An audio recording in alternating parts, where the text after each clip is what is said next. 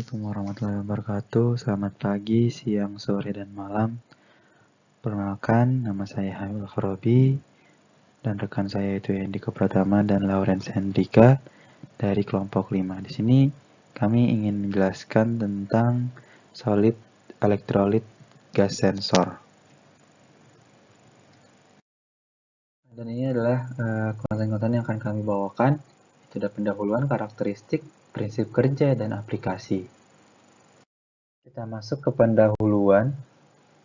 Oke, jadi solid elektrolit ini merupakan salah satu tipe atau salah satu jenis bahan padat yang memiliki sifat konduksi ionik sama dengan larutan elektrolitnya. Dan si solid elektrolit gas sensor ini merupakan salah satu jenis sel kimia yang mengambil konduktor ionik sebagai elektrolitnya.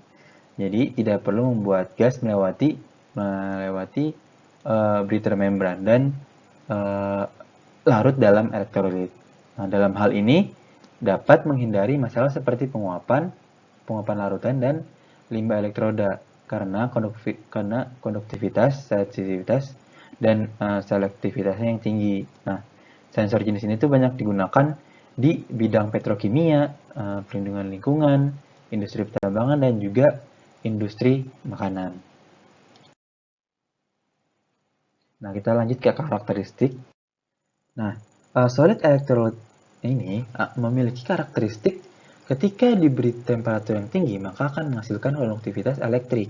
Nah, dalam solid elektrolit gas sensor ini menggunakan zirconia sebagai materialnya. Nah, zirconia yang murni itu merupakan clinohedral structure. Nah, clinohedral structure itu sendiri merupakan kristal langka dari sistem monoklinik yang memiliki bidang yang bukan simetri. Nah, yang tadi balik lagi, zirconia yang murni itu merupakan clinohedral structure dengan temperatur yang berada di bawah suhu normal. Nah, ketika temperatur naik menjadi sekitar 1000 derajat Celcius, maka akan terjadi transformasi yaitu alomorfisme. Nah, transformasi ini menyebabkan perubahan struktur juga yang awalnya tadi dari clinohedral structure maka akan berubah menjadi politropisme. Nah, perubahan struktur ini mengikuti kontraksi volume dan reaksi endotermik. Nah, karena perubahan ini, maka struktur ini disebut tidak stabil. Selanjutnya, saya akan menjelaskan tentang prinsip kerja dari solid electrolyte gas sensor. Sensor ini menggunakan ZrO2 atau zirconium oxide yang kemudian dicampur dengan CaO atau calcium oxide ataupun dengan Y2O3 atau yttrium oxide. ZrO2 yang awalnya merupakan senyawa tidak stabil akan berubah menjadi stable fluorine cubic crystal setelah dicampur dengan CaO atau yttrium oxide ini. Setelah dicampur dengan CaO, ZrO2 akan berubah menjadi ZrOCaO, di mana senyawa ini dapat mentransfer ion oksigen pada suhu yang tinggi. ZrOCaO ini merupakan sebuah konduktor ion oksigen pada suhu 300 hingga 800 derajat Celcius. Nah, namun walaupun sudah menjadi konduktor untuk ion oksigen, diperlukan juga perbedaan tekanan parsial dari oksigen di kedua elektrodanya agar bisa terjadi perpindahan oksigennya. Gambarnya dapat dilihat di slide. Elektroda 1 itu ditandai dengan PO21, sedangkan elektroda 2 itu PO22, di mana buat PO22 itu adalah kutub positif dan PO21 merupakan kutub negatifnya. Setelah ada perbedaan tekanan parsial dari O2, akan muncul reaksi seperti pada slide untuk kedua kutubnya. Dengan menetapkan suatu suhu pada PO21 atau kutub negatifnya, kita dapat mengkalkulasikan konsentrasi dari oksigennya. Kalkulasi ini mengikuti persamaan Nernst yang persamaannya sudah tertera pada slide juga. Lalu dengan menggunakan beta Al2O3 carbonate menghasilkan solid electrolyte, sensor ini juga dapat digunakan untuk mengukur SO2, NH4, CO2, dan juga gas lainnya selain O2. Nah, jadi sekarang saya akan menjelaskan tentang aplikasi dari solid electrolyte gas sensor itu sendiri. Nah, untuk salah satu aplikasinya yaitu pada CO2 gas sensor. Nah, CO2 gas sensor ini dia kombinasinya terdiri dari nasikon yang dia sebagai solid electrolyte-nya dan juga Li2CO3 dia ini sebagai karbonat fasenya.